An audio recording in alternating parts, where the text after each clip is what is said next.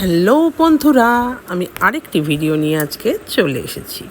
আগের ভিডিওটি আগের দুটো ভিডিও ছিল আমার পুনের দুটো শপিং মলের, কিন্তু সময় তো শেষ।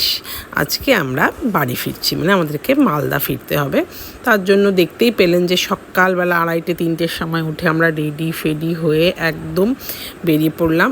বোনের বড় অর্ণব আমাদেরকে এয়ারপোর্টে ছেড়ে গেল। আমাদের টেকিং করে আমরা কিছুক্ষণ বসলাম। এরপরে যখন ফ্লাইটে উঠবো তার আগে দেখছি আমাদেরকে কিছুক্ষণের জন্য দাঁড় করিয়ে দেওয়া হলো। কি হয়েছে না, ফ্লাইটে অনেকগুলো হ্যান্ডিক্যাপ প্যাসেঞ্জার ছিল সেদিন। ওনাদেরকে আগে ফার্স্ট প্রেফারেন্স দিয়ে তাদেরকে সেফলি বসিয়ে তারপরে আমাদেরকে বসতে দেওয়া হলো। এবার আমরা একেবারে ফ্লাইটে বসে পড়েছি। তখনও ভোর আমাদের টাইম ছিল 5:50। একদম এক্স্যাক্ট টাইমে ফ্লাইট ছেড়ে দিল এবং আমরা পুনের আকাশে উড়ে কলকাতার দিকে আসতে থাকলাম। মেঘে ভাসতে 2 ঘন্টা 2.5 ঘন্টা কীভাবে চলে যায় আমার তো ভীষণ ভালো লাগে এর আগেও আমি এসছি, একবার একা এসছি, আরেকবার হায়দ্রাবাদ থেকে এসছি। তো একবার এক রকম এক্সপিরিয়েন্স হয়, কিন্তু আমার মেয়ের এক্সপিরিয়েন্স সেম। ও সব একটু করে উল্টি না করলে ওর শান্তি হয় না।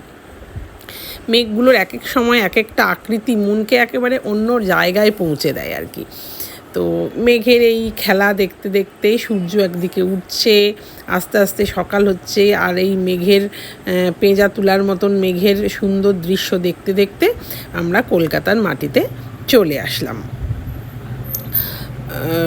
আমাদের এসে কোথাও না গিয়ে আমাদের এত গরম ছিল যে দিদি বলেছিল যে দিদির বাড়ি চলে যেতে 2-2.5 ঘন্টা থেকে আবার প্ল্যাটফর্মে চলে যেতে, আবার ট্রেন ধরার জন্য। আমাদের শতাব্দীতে টিকিট ছিল, কিন্তু এত গরম দিদিকে বাধ্য হয়ে না করতে হলো যে না দিদি যাব না। কারণ আমরা এয়ারপোর্ট থেকে সোজা একেবারে হাওড়া গিয়েই স্থায়ী একটু বসবো। নইলে তার আগের দিন আমরা বাইরে গিয়েছিলাম, আমার আগের ভিডিওটি থেকে নিশ্চয়ই দেখতে পেয়েছেন, আমরা একটু শপিং মলে দিয়েছিলাম। এসে গল্প করতে করতে অনেক রাত্রি হয়ে গিয়েছিল, রেস্ট হয়নি ওই সপ্তাহটাতে। তো শরীরটাও ক্লান্ত লাগছিল। তো দিদির বাড়ি যাওয়া ক্যান্সেল করে আমরা যখন কলকাতায় নামলাম, এয়ারপোর্টে কিছুক্ষণ বসেছিলাম 1-1.5 ঘন্টা। টাথরুম গিয়ে পরিষ্কার হয়ে ফ্রেশ হয়ে প্রথমে আমি আর আমার মেয়ে গেলাম, তারপর আমার মেয়ে আমার মাকে নিয়ে গেল, যে কিছুক্ষণ বসে ওখানে একটু কফি খেয়ে তারপরে আমরা হাওড়ার জন্য রওনা দিয়েছিলাম।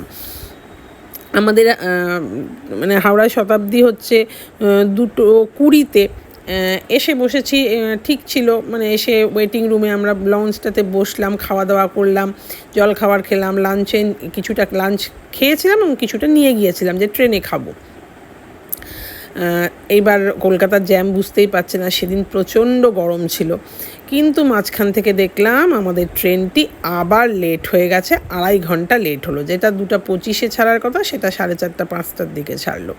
তো আমাদের যেখানে 4 ঘন্টা বসার কথা সেখানে আমরা 5 ঘন্টা 5.5 ঘন্টা বসে সময় কাটিয়ে তারপরে ট্রেনে উঠলাম।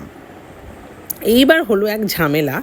আমার মেয়ের কম্পার্টমেন্ট ছিল পাশেরটা, পরেরটা, আমাদের যে কম্পার্টমেন্টে ছিল তার পরেরটা। এবার ওকে তো একা ছাড়তে পারবে না। প্রথমে ঠিক হলো যে আমি মায়ের সঙ্গে আমি চলে যাব, আমার মেয়ে আর বসবে। কিন্তু আমার মেয়ে বললো না, আমি গিয়ে বসছি, তুমি একটু ম্যানেজ করো।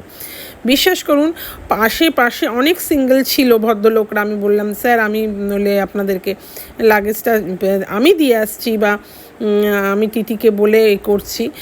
2-3 জন তো মুখের ওপরেই না করে দিল যে না পারবো না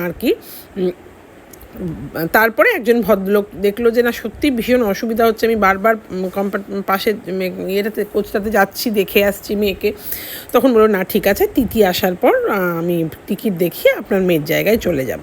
তো আমার মেয়ে তাকে থ্যাংক ইউ করে পুরো পুরো যে সেদিনের যে খাবারটা দিয়েছিল ট্রেন থেকে, ওই আঙ্কেলকে দিয়ে যে আঙ্কেল আপনি আমার অনেক বড় উপকার করেছেন, মায়ের কাছে গিয়ে বসতে পেরেছি।